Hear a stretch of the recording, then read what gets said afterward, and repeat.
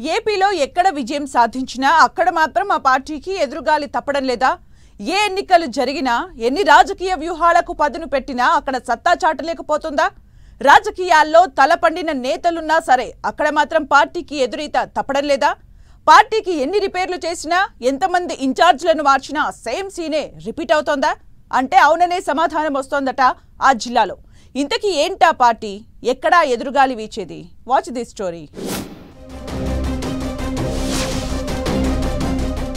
ఉత్తరాంధ్ర అంతటా ప్రభంజనం వీచిన వైసీపీ విజయం కోసం పరితపిస్తున్న ఆ ప్రాంతం మరేదో కాదు, స్టీల్ సిటీ విశాఖనే. 2019 ఎన్నికల్లో రాష్ట్రమంతటా ప్రభంజనం సృష్టించిన విశాఖ సిటీలో మాత్రం వైసీపీ అంతగా ప్రభావం చూపలేకపోయింది. విశాఖ 4 దిక్కులు సైకిల్ పార్టీకే జై కొట్టాయి. విశాఖ అర్బన్లో వైసీపీ అంతగా ప్రభావం చూపించలేకపోయింది. 2021లో జరిగిన జీవీఎంసీ ఎన్నికల్లో కూడా వైసీపీ బొటాబొటీ మెజారిటీని సాధించింది. 30కి పైగా కార్పొరేషన్ వార్డులను టీడీపీ గెలుచుకుంది. ఇక మొన్నటి సార్వత్రిక ఎన్నికల్లో కూడా వైసీపీ పూర్తిగా తుడిచిపెట్టుకుపోగా టీడీపీ రాష్ట్ర స్థాయిలో 90% మెజారిటీలను సాధించి రికార్డు సృష్టించింది. విశాఖను రాజధాని చేస్తామని ఎన్నికల బరిలోకి దిగినా సరే జనం మాత్రం కూటమి వైపే మొగ్గు చూపారు.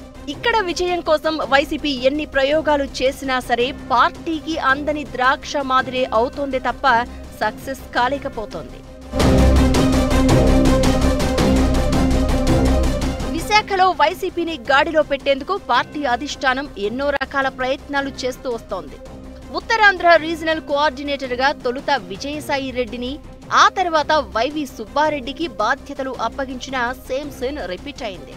దీంతో ఇప్పుడు లేటెస్ట్ గా రీజనల్ కోఆర్డినేటర్ గా కాకినాడ జిల్లాకు చెందిన కురసాల కన్నబాబుకు బాధ్యతలు అప్పగించారు.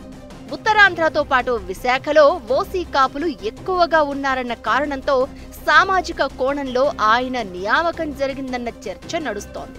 అయితే కురసాలకు తోడుగా బీసీ నేత ప్రకాశం జిల్లాకు చెందిన సీనియర్ పొలిటీషియన్ కదిరి బాబురావుని కూడా విశాఖ పార్లమెంటరీ నియోజకవర్గం పరిశీలకులుగా ఇటీవలే వైసీపీ అధిష్టానం నియమించింది. ఇలా పార్టీ కోఆర్డినేటర్లు, పరిశీలకులు, ఇన్ఛార్జీలు సంగతి పక్కన పెడితే విశాఖ వైసీపీలో నాయకులకు కొదువే లేదు. అయితే వీరి మధ్య కోఆర్డినేషన్ అంతగా లేదు అన్నట్లుగా జిల్లా రాజకీయాల్లో వార్తలు వినిపిస్తున్నాయి.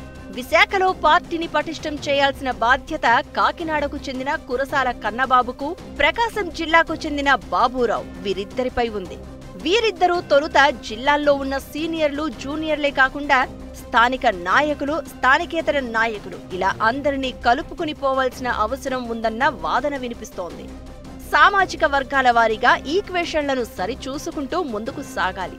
వీటన్నింటికంటే ముందుగా పార్టీ క్యాడర్లో ఉన్న నిస్తేజాన్ని పోగొట్టి వారిలో ఉత్సాహాన్ని నింపేలా కార్యక్రమాలు చేపట్టాల్సిందే అని కొందరు కుండబద్దలు కొడుతున్నారు. వచ్చే ఏడాది స్థానిక సంస్థల ఎన్నికలు జరగబోతున్నాయి. ఇలాంటి పరిస్థితుల్లో విశాఖలో వైసీపీని బలోపేతం చేయకపోతే మరోసారి సేమ్ సీన్ రిపీట్ అయ్యే అవకాశం ఉందని రాజకీయ విశ్లేషకులు భావిస్తున్నారు. అయితే ఇందుకు అనేక రిపేర్లు చేయాల్సి ఉందంటున్నారు.